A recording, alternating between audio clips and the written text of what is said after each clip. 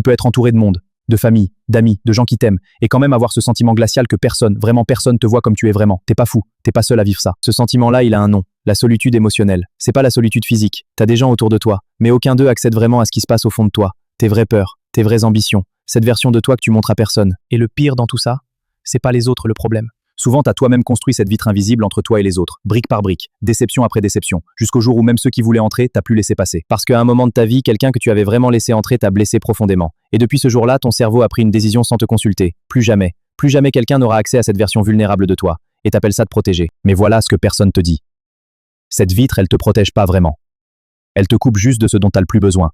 La connexion réelle, être vu, être entendu. Des psychologues l'ont prouvé. La connexion émotionnelle profonde, c'est le besoin humain numéro 1. Avant la nourriture, avant la sécurité, avant tout. Et les gens qui vivent le plus longtemps, les plus heureux, c'est pas ceux qui ont le plus d'amis. C'est ceux qui ont au moins une personne qui les voit vraiment. Alors si ce soir tu te reconnais là-dedans, sache que cette vitre, t'es le seul à pouvoir l'enlever. Pas en une fois, juste 1 millimètre, juste un mot vrai, à une personne, une seule. Partage ça à quelqu'un qui se sent invisible aux yeux des autres.